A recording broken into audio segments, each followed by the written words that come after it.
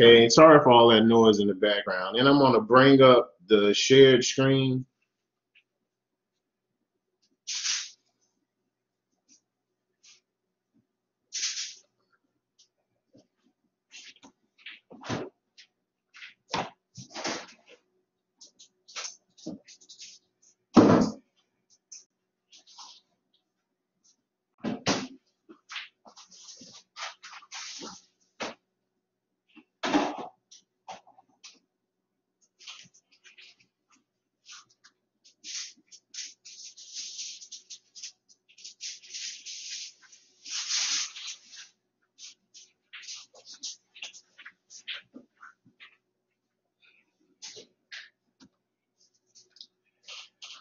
Okay, eventually it's going to get to where it's supposed to be. Okay, so first we'll take a look at something called the counting rule, which deals with multiplication. It's also found in the formulas for combinations and permutations.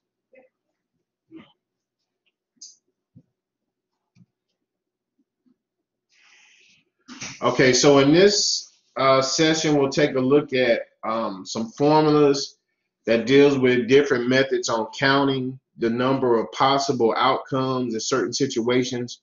We're going to talk about factorials and how you can find factorials on the calculator. We'll talk about combinations and permutations, which are special type of orderings. We'll talk about those concepts and also how you can find those things on the calculator. But first, we'll talk about the multiplication or counting principle. And as it states on the slide, for a sequence of events in which the first event occurs in one ways, the second event can occur in n sub 2 ways, the third event n sub 3 ways, so on and so forth. To take a physical look at the counting rule, we're going to take a look at just an example, and it deals with license plates. So I'm going to return to the document camera, and we'll just show a brief snippet of what this counting rule actually entails. All right, so I think I'm back on the shared camera now.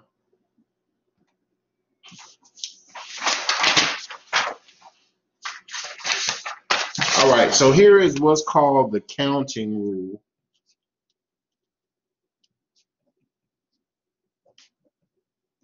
Okay, we'll start with license plates. I'm called license plate numbers. And in a license plate number, I'm actually from Georgia. I'm not quite sure about South Carolina tags. But in Georgia, it's usually 3 numbers followed by 3 letters. Okay. So this is the license plate example. So we have 3 numbers, and we also have, and these numbers are from 0 to 9, and we also have 3 letters, and they're from A to Z, right? So now, how many different possible combinations for license plates? Well, let's start with the very first digit, which would have to be a number. There's actually 10 numbers to choose from between 0 and 9. So I'm going to put 10 because there are a possibility of 10 choices. Keep in mind, for license plates, you can repeat numbers and you can repeat letters of the alphabet. If we take a look at the second choice for a number, there's also 10 choices, right? Because again, we can choose from 0 to 9, right? And we can have repeats. Also, for our third number on the license plate, there are 10 choices, right? 0 through 9. Now we'll take a look at the 3 letters. Now the letters A through Z, there's 26 letters of the alphabet. So for the first letter, there are 26 choices. For the second letter, there are 26 choices, and also there's 26 choices for the third letter in a license plate. Now here's where that counting rule comes into play, or the multiplication, to figure out how many total possible combinations. I would simply multiply these 6 numbers.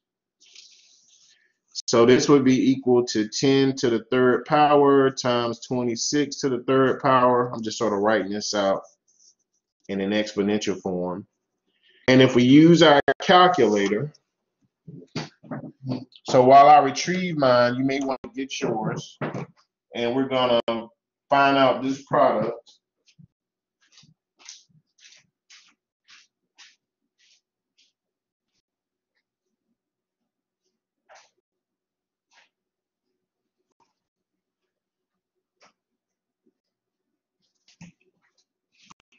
And I'm going to use my handheld right here.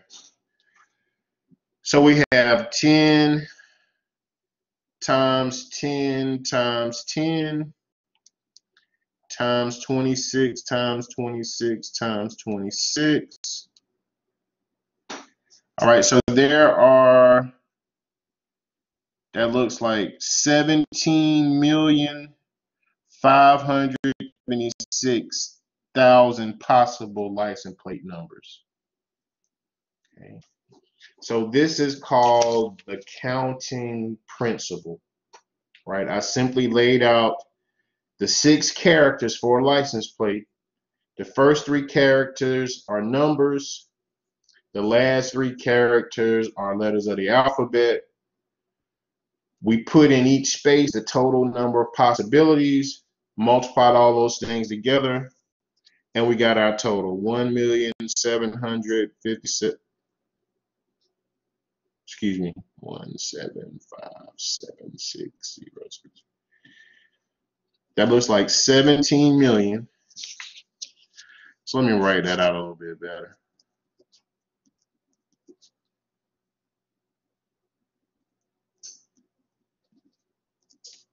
All right, so that's 17,576,000 possibilities.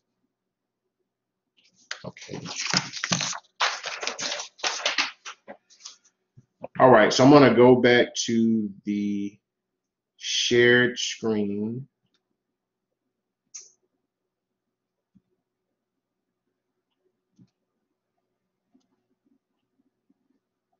And we will take a look at a couple of examples. Okay, and these examples use that counting principle. So this example deals with ATM cards.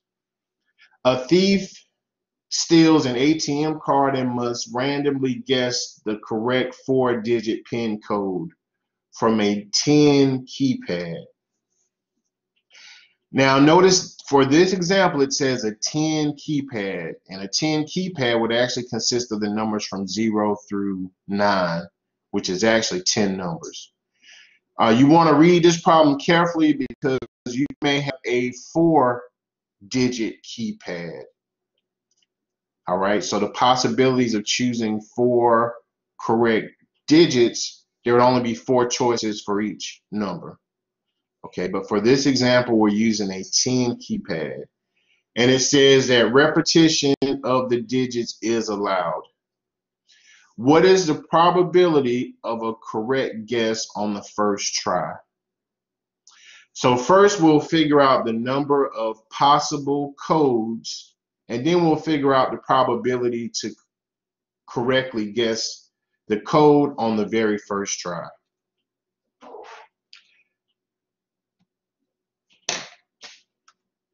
All right, so I'm going to go back to the document camera, and we're basically just going to sketch out a 4-digit code. All right, so from the example, we have a 4-digit code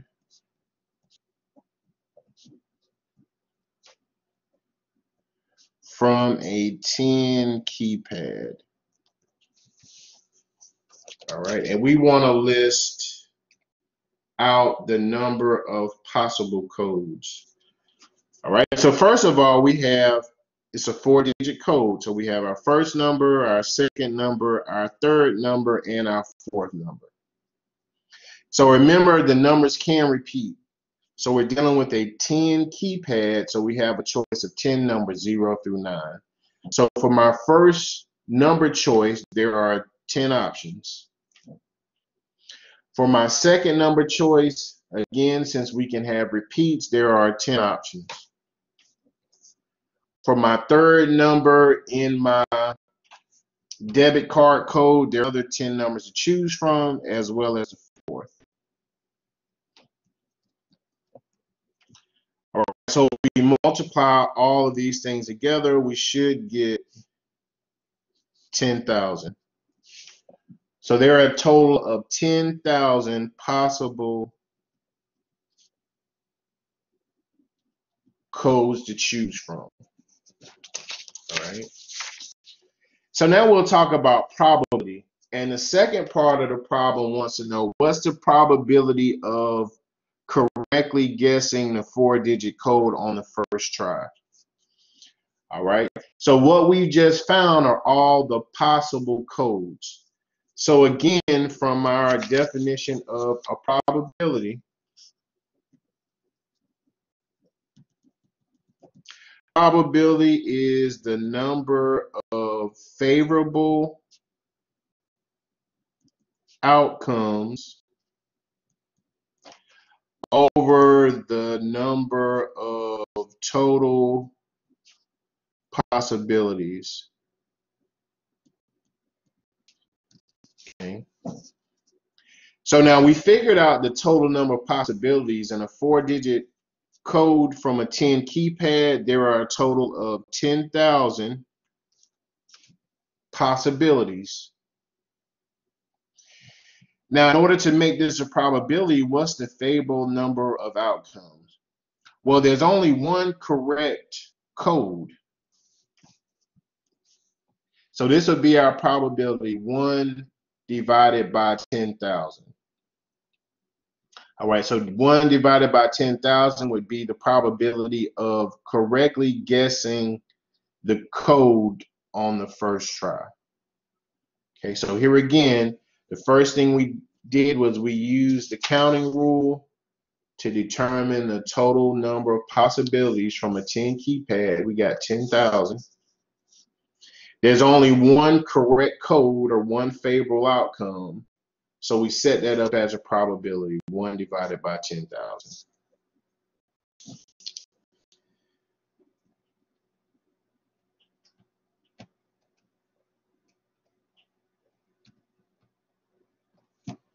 All right, so the number of possible codes is 10,000, and the probability that the correct code is given on the first try is 1 divided by 10,000. All right, we'll take a look at another example. It's slightly different, but it still deals with the counting principle. And in this example, we're taking a look at graduates and job placement. A study conducted at a certain college shows that 65% of a school's graduate find a job in their chosen field within a year after graduation. We're asked to find the probability that 5 randomly select graduates all find jobs in their chosen field within a year after graduating. And we want to round to 3 decimal places. So before we switch to the document camera, notice that it's a 6. Go back. Notice that there's a 65% rate that a school's graduate will find a job in a chosen field after graduation. We want to find the probability that 5 randomly selected students find jobs in their chosen fields after 1 year. Okay, I'm going to go back to the document camera.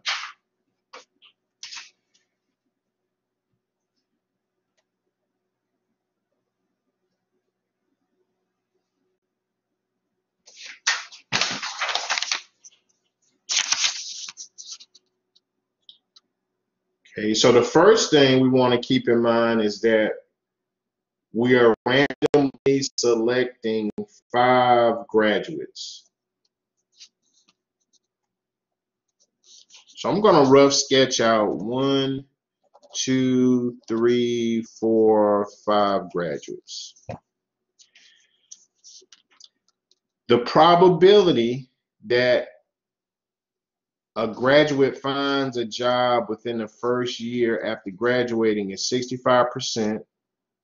So for our first randomly chosen person, the probability of that person finding a job 1 year after graduation is 0.65.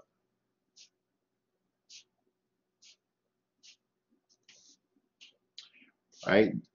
The probability that another randomly chosen person finds a job 1 year after graduation is still 65% or 0.65.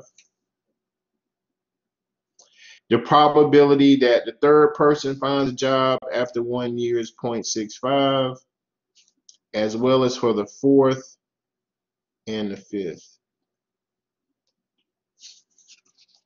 Okay, so we're dealing with 5 people. Each have a 65% chance of finding a job after 1 year. So in order to find the probability that 5 randomly selected people find a job after 1 year, I'm simply going to multiply all of our rates. So this is equal to 0.65. Since we have 5 randomly selected people, we're going to multiply 0.65 by itself 5 times, which is the same thing as raising 0.65 to the 5th power. And if I pull out my calculator, I'm going to take 0.65, raise that to the 5th power. I'm going to get 0.116. All right, so our probability of selecting 5 randomly chosen graduates that have a job placement 1 year after graduation would be 116 thousandths.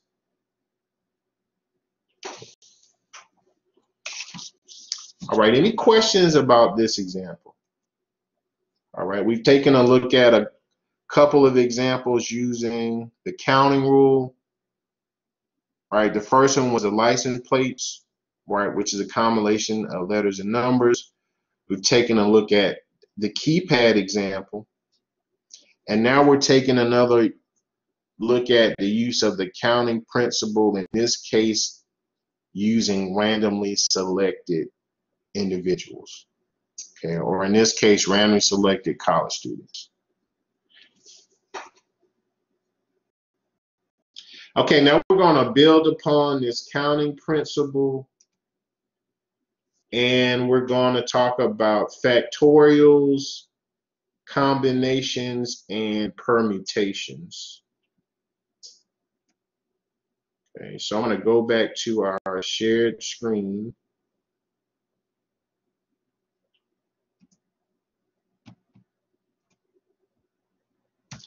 And we're going to talk about a factorial. A factorial is a product of an integer. And remember, the integers are the negative and positive whole numbers and all integers below it. For example, 4 factorial is equal to 24. Okay. And in a second, we will go back to the document camera and actually see why 4 factorial is 24. Lastly, factorials are used for questions that ask you how many ways you can arrange or order a set of numbers or things. Okay, we're going to see this factorial used in both the combination and the permutation formulas. But first, let's take a look at a factorial. So I'm going to go back to the document camera.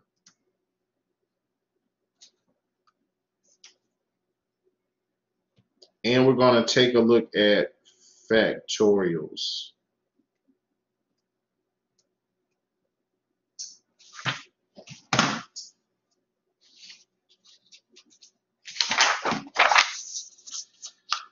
Okay.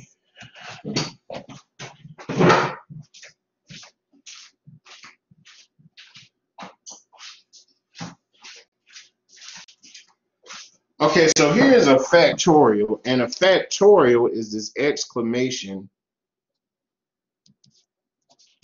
that you see. For example, 0 factorial, and this is just a fact, 0 factorial should equal to 1.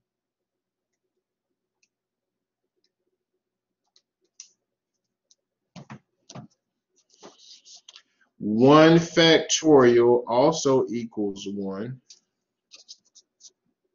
Here's 2 factorial. 2 factorial, well, from the definition of a factorial, it's the product of the integers and all integers below it. So 2 factorial is going to equal to 2 times 1, which is 2. 3 factorial, that equals to the product of 3 and all the integers below it. So 3 factorial is 3 times 2 times 1. So 3 factorial is 6. And then the 4 factorial that we've seen on the slide, 4 factorial is 4 times 3 times 2 times 1. And if you multiply all 4 of those things together, we get 24. So let's take a look at this on the calculator.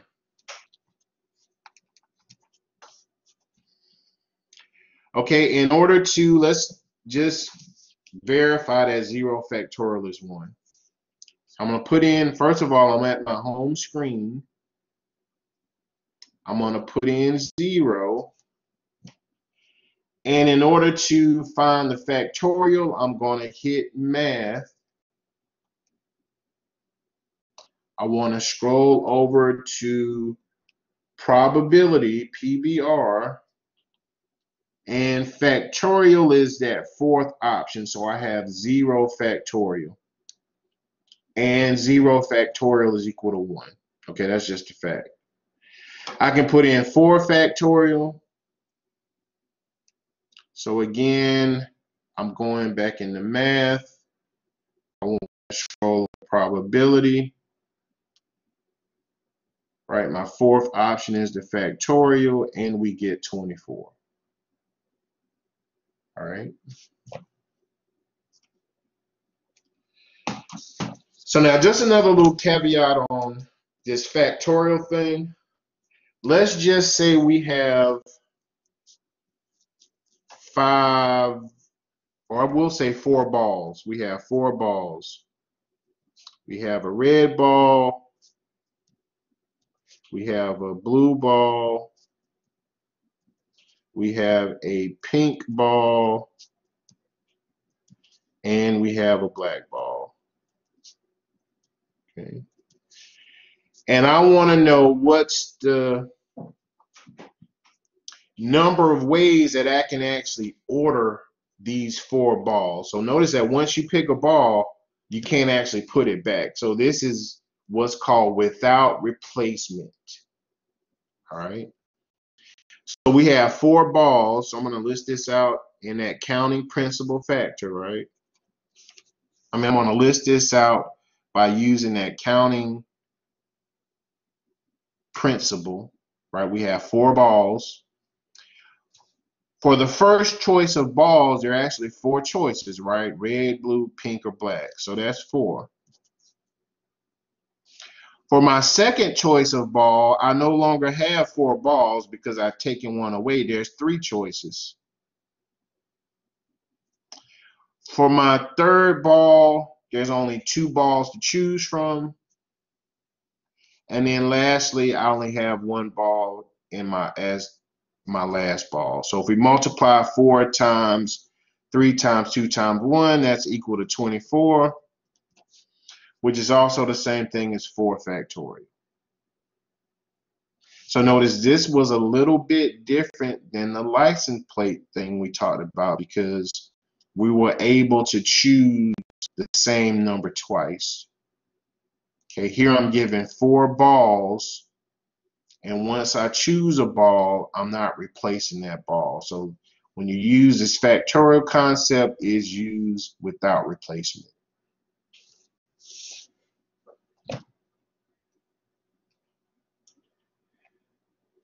All right, I'm going to go back to the shared screen, and we're going to build upon this factorial concept, and we're going to talk about permutations. Now, when you talk about a permutation, the order counts on how you choose things.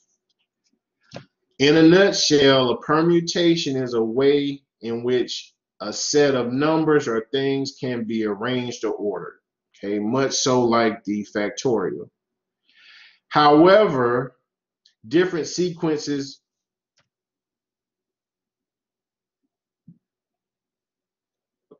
sorry about that. However, different sequences of the same items are counted separately. So the order in a permutation matters. Here is the general formula.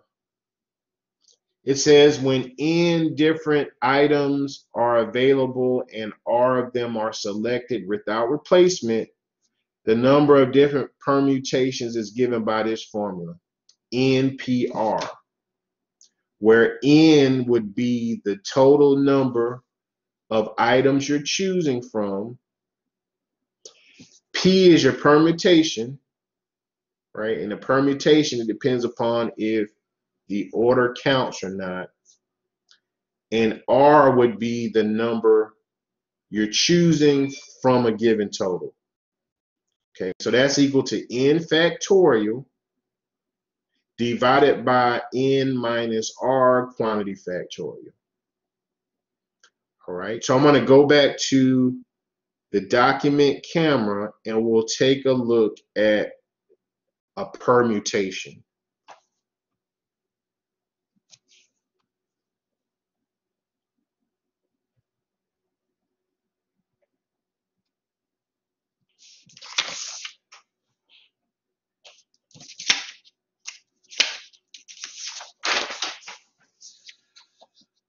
All right, so first off, we will take a look, we'll take a look at a physical example.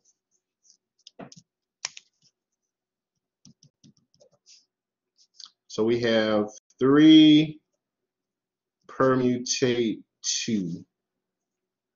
Okay, now there's a way we can find this on the calculator. I'll show you that first.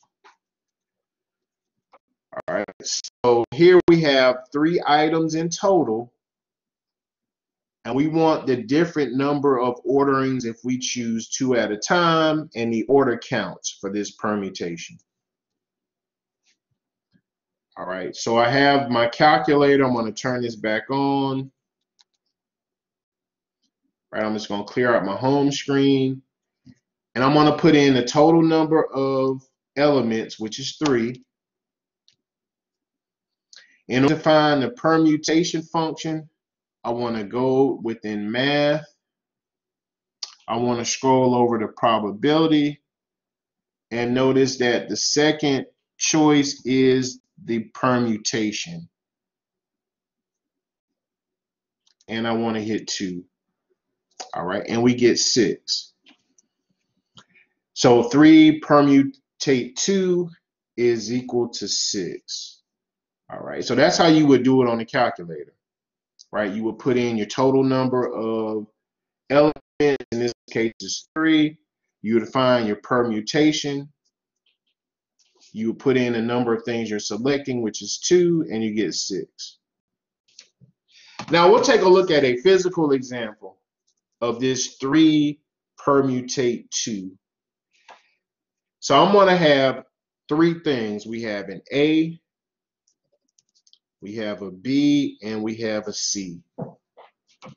And from my A, B, and C, which is a total of 3 items, I want to choose 2 elements at a time. And there should be a total of 6 altogether. So first I'm going to choose A and B. So that's one of my orderings, A, B.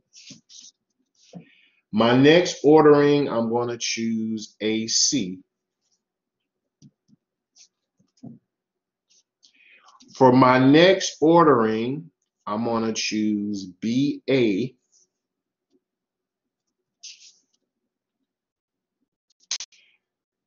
Remember, since order counts, AB and BA are two different things, right? Because in this first ordering, A was taken first, B was taken second, and then in this ordering, B was taken first and A was taken last, right? So these are two different orderings.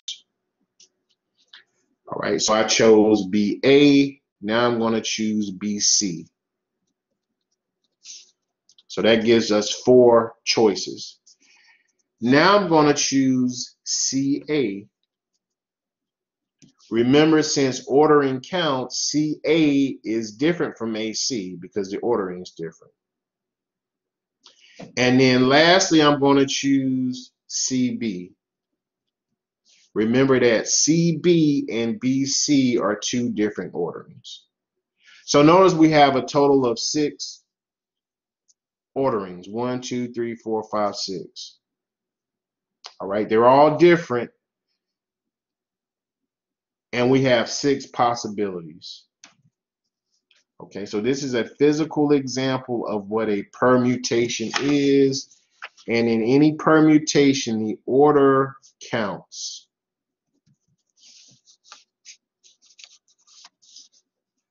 All right, now we'll take a look at a combination, and then we'll take a look at some examples. All right, so let's take a look at a combination.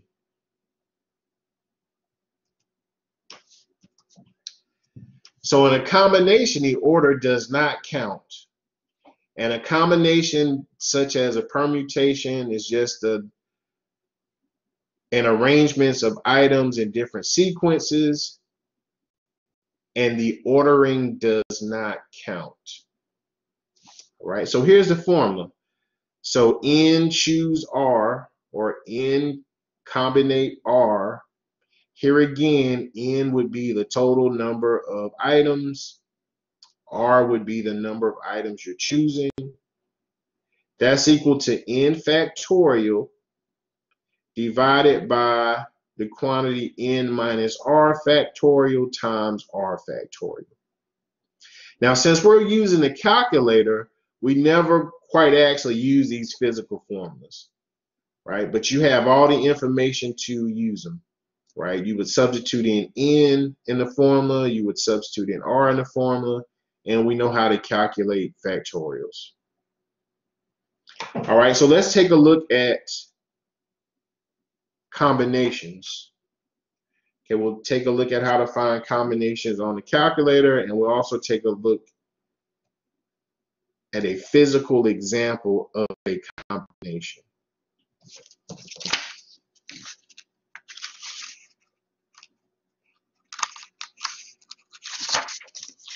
All right, so in this example, we have 3 items once again. This time we want to find a combination of when we take 2 items at a time. So if I were to calculate this on my calculator, right, I'm going to put in a 3. That's the total number of items. In order to find the combination function, I'm going to go within math. I'm going to scroll over to probability. And my third choice is a combination. Right? We want to choose 2 items and we get 3. All right, so 3 choose 2 would give us a possibility of 3 choices. Now to physically see this, we'll use A, B, and C once again. A, B, and C. So remember, for our combination, order does not count. All right, so let's start choosing 2 items at a time. So I can choose AB, and I can choose AC.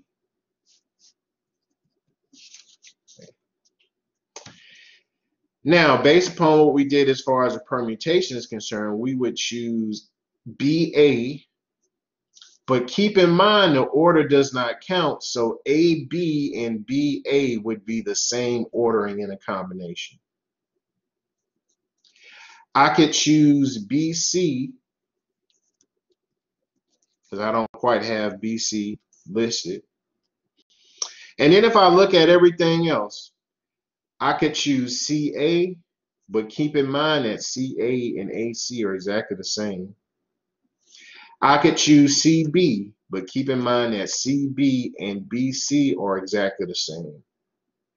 So if we're dealing with a combination, if we have a total of 3 items taken 2 at a time, there are only 3 possible choices,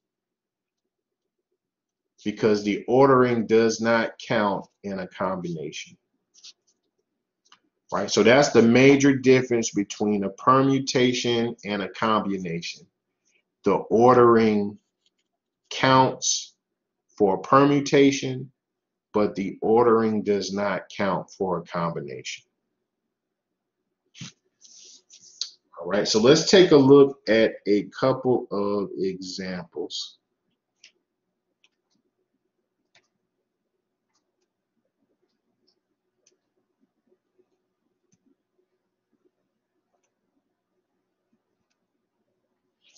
All right, this example deals with the campaign route.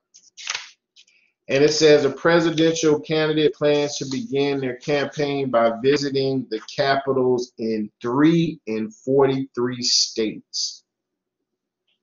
What is the probability that they select the route of 3 specific capitals? Okay. So here again, we're dealing with this probability. So keep in mind that for a probability, it's the number of favorable outcomes divided by the number of total possibilities. So the first thing we want to do in this problem, we have to pick out total possibilities of a candidate choosing 3 and 43 states. Okay, so I'm going to go back to our document camera.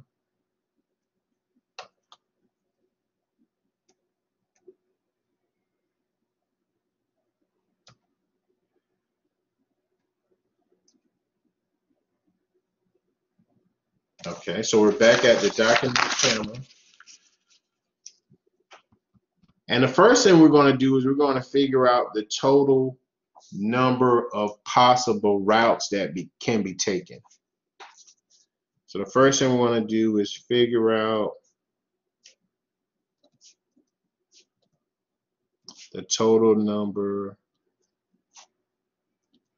of routes taken. Okay, so we have 3 capitals in 43 states. Okay. So now, before we actually figure out the total number of routes taken, is this a combination or is it a permutation? Well, let's just think about that for a second. In a permutation, the order matters. In a combination, the order does not matter. So what we're trying to figure out is there are 3 capitals and there's 43 states total. Would the ordering of each capital matter? And I believe in this case, the ordering would matter, right? Because we're dealing with 3 capitals and 43 states, and it all depends upon which route you take, okay, which 3 capitals. So the total number of possibilities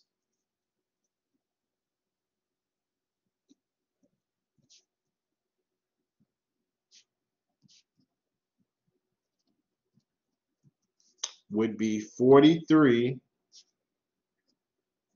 permutate 3, right? Because the ordering will matter. Okay, so in this case, the order in which we visit the capitals, it matters. So since it matters, we're using a permutation. So I'm going to put this into the calculator.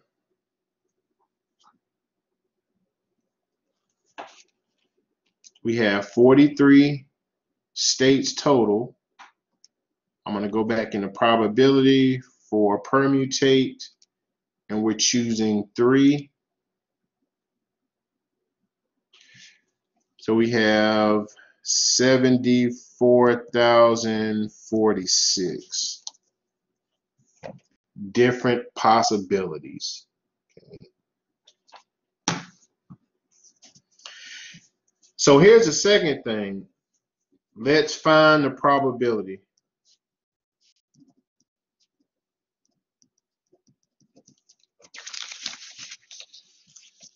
All right, so here again, the formula for probability. The probability is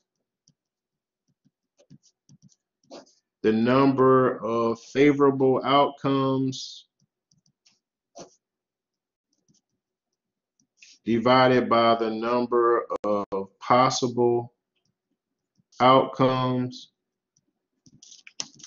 All right, and we just found the total number of possible routes is 74,046. The number of favorable outcomes is 1, right? One specific route that presidential candidate will take. So here's our probability. 1 divided by 74,046. So when you're dealing with these probability type problems, the first thing you want to do is find out the total number of possibilities, and that will serve as your denominator. Normally in the numerator, there's only one favorable outcome, and we set up our probability as such.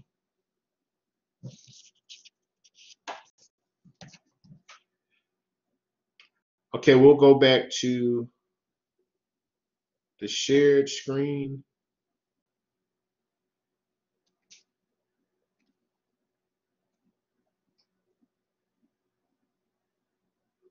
All right, we'll take a look at one last example, and it deals with selecting students. And the problem reads, in a small private school, 5 students are randomly selected from 18 available students, right? So there's 18 available students, and we're randomly selecting 5. What is the probability that they are the 5 youngest? Okay, so there's 18 available students or possible students. We want to choose 5, and we want to know what's the probability that they are the 5 youngest. All right, so here again, since we're setting up a probability, the first thing we want to find is all of the total possibilities from selecting 5 students out of 18. Right, so we got to figure out if that's a permutation or a combination. Once we figure out the total number of possibilities, then we'll be able to set up our probability. All right, so I'm going to go back to the shared screen or the document.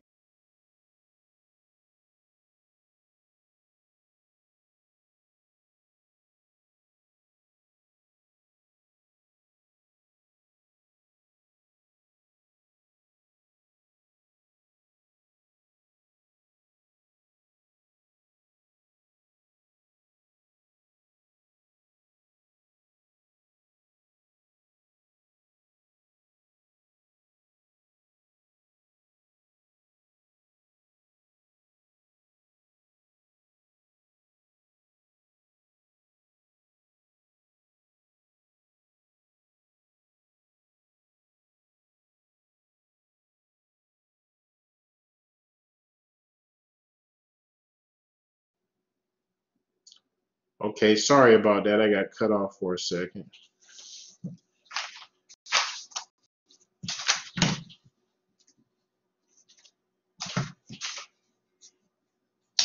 All right, so we have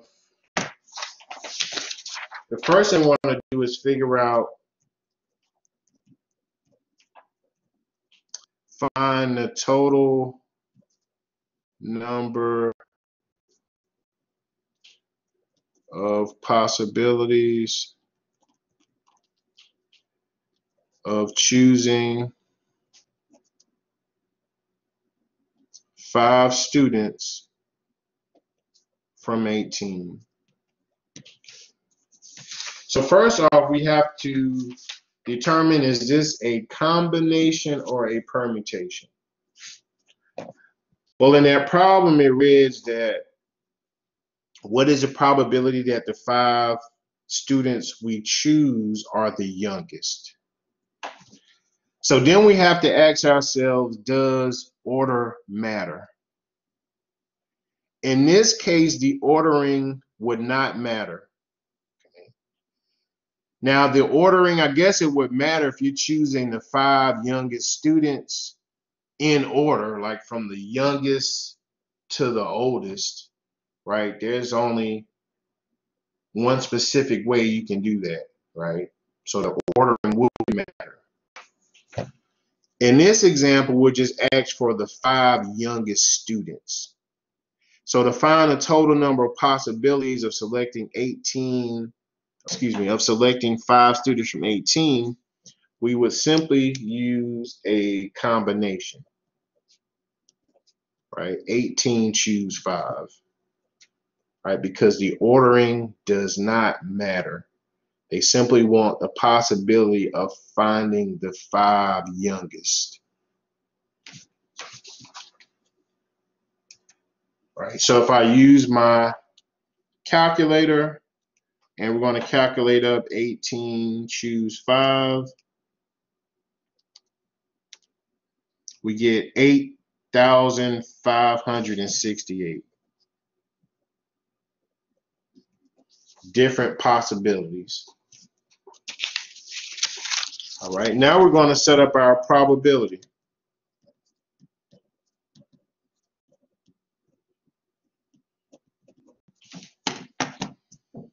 All right, so keep in mind the definition of a probability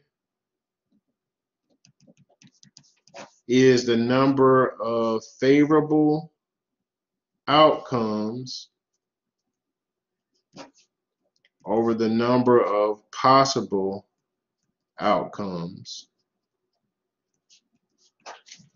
Right, and we just found the number of possible outcomes, which was 8,568.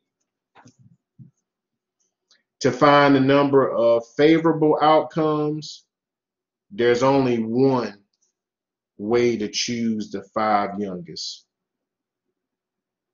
So we have our probability 1 divided by 8,568.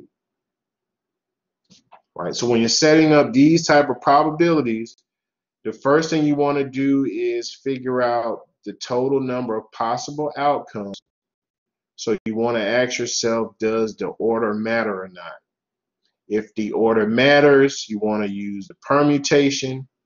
If the order does not matter, you want to use a combination to find all of the possible outcomes. And then we're setting up our probability, so there's only one favorable outcome. So we have our probability 1 divided by 8,568.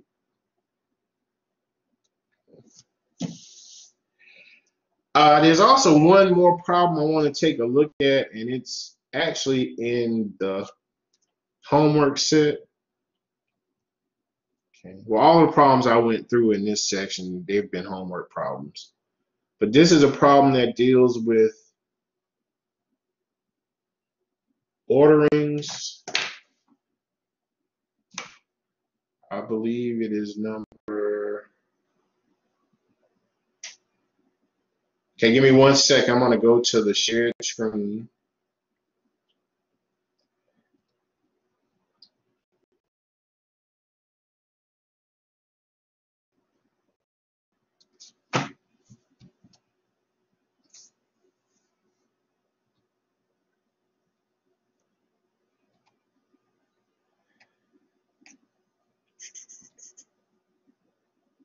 Okay, this is 120.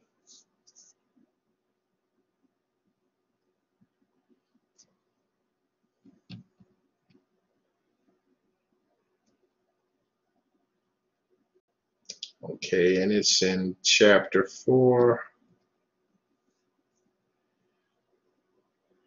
And it's one of these problems. Let me just find it.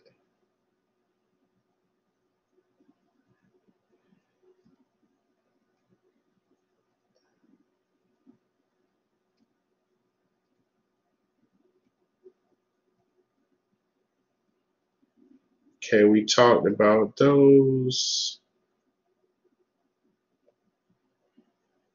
It's actually this problem. This is problem number 50. Normally there's a few questions about this one, and it deals with the counting principle, and it kind of deals with combinations and permutations.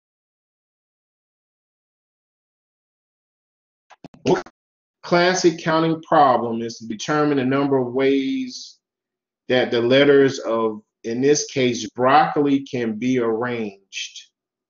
And we're asked to find that number. All right, so we're going to take the word broccoli, and we want to determine the number of different ways the letters of broccoli can be arranged. All right. And the answer is 10,080. So let's see how this 10,080 is derived. Okay, I'm going to go back to the document camera.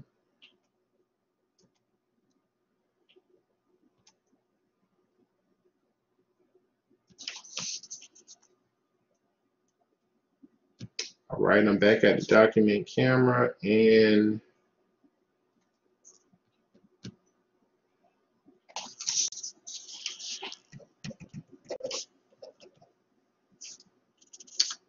how many different ways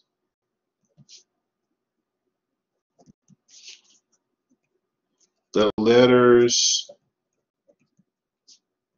of broccoli, B-R-O-C-C-O-L-I, can be arranged.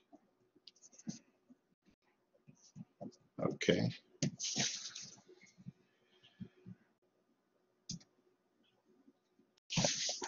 All right, so we're going to use that counting principle in a roundabout way. So first off, when we talk about combinations and permutations,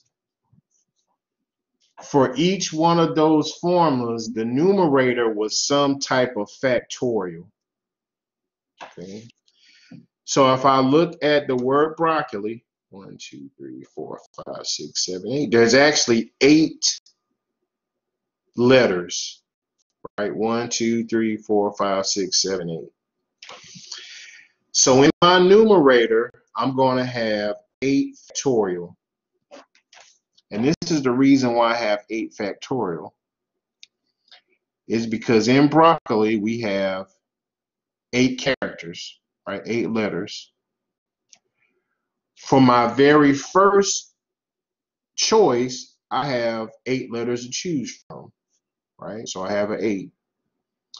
For the second letter, there's only 7 choices, right? For the third letter, there's only 6 choices, so on and so forth. So this is where 8 factorial comes into play. Now here's the denominator. For the denominator, we simply divide out the orderings in which we don't care about. All right. So here's how that works. If I look at the word broccoli, there's a couple of letters that repeat. We have an O, and it repeats twice, right? So since we're choosing an O and the ordering doesn't matter, we have 2 factorial, right? And that 2 factorial comes from the fact that we have 2 O's to choose from. The C's also repeat. There's 2 C's. So in order to divide out the orderings we don't care about, since there's 2 C's, that's another 2 factorial. If I were to have 3 C's, then I would divide by 3 factorial. Right? So since the O repeats twice, the C repeats twice, this formulation would actually give us the different number of ways the letters for broccoli can be arranged. Right? So if I put that in my calculator, and this is where you want to be careful, I want to put in 8 factorial because that's our numerator.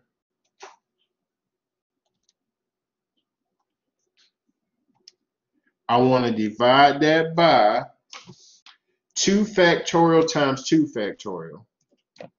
But I want to make sure that my calculator performs the order operation, so I want to put the denominator in a set of parentheses.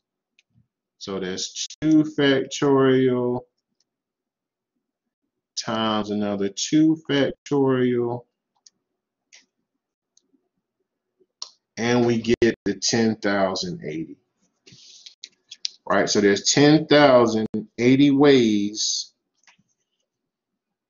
the letters of the word broccoli can be arranged. All right, so in the numerator, we simply take the number of letters.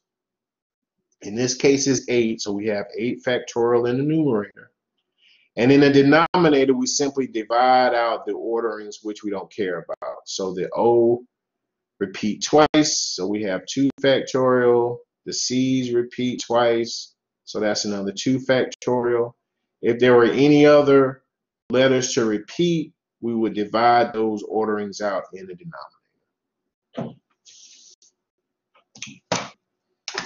All right, so at this time, I'm going to stop the recording.